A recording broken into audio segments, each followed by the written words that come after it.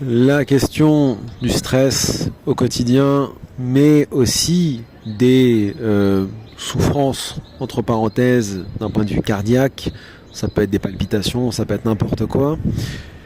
Effectivement, il existe de très nombreux remèdes et de très nombreuses méthodes pour parvenir à garder son calme, à retrouver son calme, à déstresser et ainsi de suite. Mais pour nous musulmans, la meilleure des méthodes reste bien évidemment la mention d'Allah Ta'ala, c'est-à-dire le dhikr.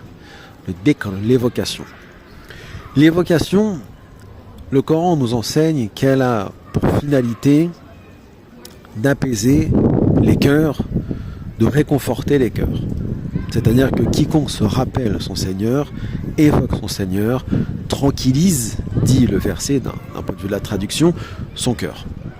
Donc, qui que vous soyez, j'ai envie de dire, même si vous n'êtes pas dans l'islam, vous n'êtes pas entré dans l'islam, rien n'empêche qui que ce soit, d'ailleurs, d'essayer l'islam en vérité. Parce que la finalité, c'est qu'on ne peut pas amener des gens vers l'islam si on ne les a pas invités et surtout si on ne leur a pas montré réellement comment ça se passe, le culte en islam, la prière, salat, le dhikr, etc.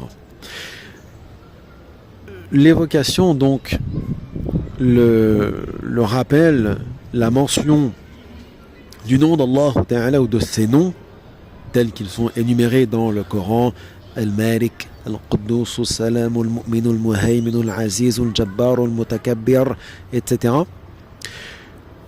nous rappelle et à la fois sa toute-puissance, son omnipotence, sa force, son pouvoir, et le fait que c'est lui qui guide, qui élève, qui égare, qui humilie, qui donne le pouvoir, qui le reprend à l'humanité, et que nous ne sommes que de passage et que nous faisons que ce que nous pouvons.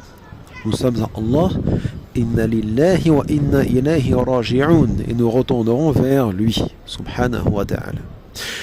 Par conséquent, au quotidien, le dhikr est un bon moyen pour canaliser sa colère, son stress, etc.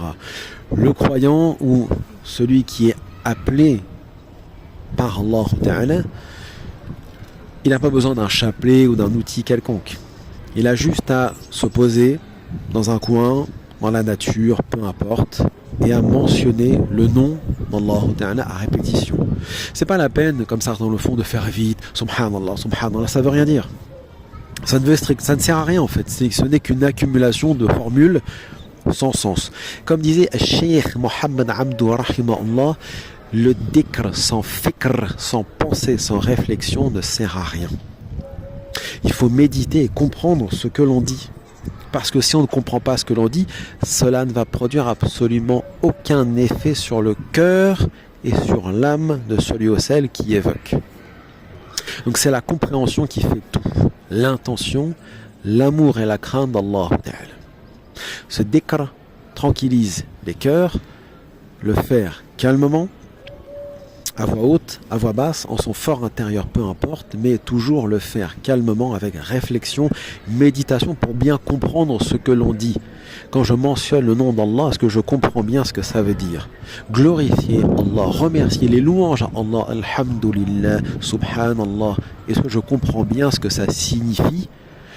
La meilleure façon de comprendre, c'est encore une fois chaque jour de lire, de réciter, mais surtout de méditer le Coran, la révélation divine, pour comprendre tout le pouvoir, l'omniscience et l'omnipotence d'Allah Ta'ala, et de se rappeler de son humble statut ici-bas.